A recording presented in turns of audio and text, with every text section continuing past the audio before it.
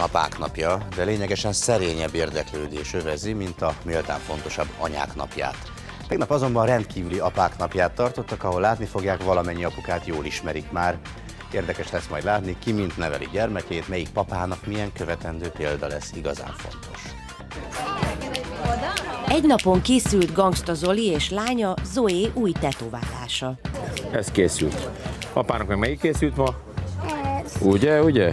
Hello Kitty és Finn címer oroszlán, tehát így dolgozom mi.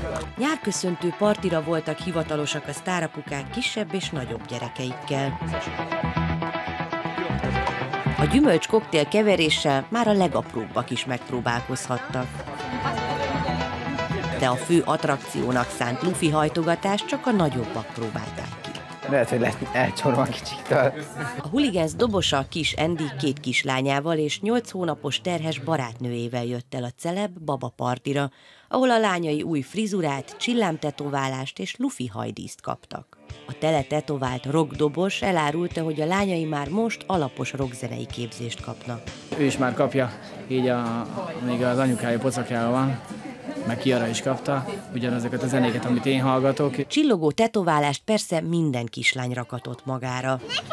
Gangsta Zoli kislánya Zoé lelkesen vetette bele magát a programokba, a kemény külsejű, de lágy szívű rocker pedig követte lánya parancsait. Zoénak 2 arca van, az egyik az egy nagyon önálló, ilyenkor, amikor van érdekes dolog a közelben, mondjuk például egy lufi bolt, és olyankor én, tehát mintha itt se lenni, néha így és mindenhova egyedül. Nyugi, mindjárt azt is intézem neked. Azért, amikor kell intézni valamit, akkor a apa van, de aztán utána Dobó István. Apa, nézd, olyan lufi! Melyiket? Sárgát? Jó, hozom. Jó, nyugi, csak maradj itt. De most nem mocorogj, amikor hajat csinál neked, békahajat. Halló? Havercsótán, nyugi. A fura becézés után a lufi természetesen elhozta Zoénak, aki egy nagy puszival jutalmazta ezért. Köszönöm. Amire a málnás koktélt kevert apukájának, Pápa Attilának, aki szintén elolvad, ha a lányáról van szó. Amirát már most vonzza a színpad varázsa. Inkább mondjuk arra várt, hogy mikor mehet ő végre fel a színpadra, mert valamiért mindig oda akart felmenni, akkor is, ha fent voltam, akkor is, ha nem. A gyerekeknek Schreiter Nándor készítette a lufikat.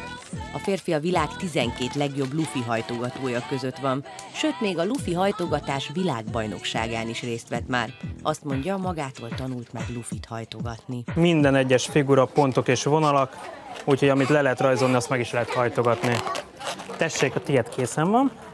Ezeket a ruhákat és figurákat Nándor készítette. Gombos Edinának pedig egyszer egy karikatúra hasonmás babát ajándékozott. Mesterfodrász Zsidró Tamás megpróbálkozott az egyszerűbb kutyahajtogatással. Ez egy nagy farkú kutya lett. De sajnos legkisebb fiát, Martint inkább ez a teknős nyűgözte le. Nagyobbik fia Doma is kipróbálta a lufi hajtogatást, de igazából ebben az ügyességi játékban remekelt. A TNT-s Inti nagylányának is ezt tetszett a legjobban. Inti most tudta meg, hogy lánya is zenész akar lenni, és persze sztár, akárcsak az apukája. Igen. Ezt még nem is mondtad te. Hogy melyik sztárcsemetéből válik majd szintén zenész, vagy szintén sztár, az majd kiderül, ám az biztos, ezek a gyerekek szelíd lelkű papákat varázsoltak macsó apukájukból.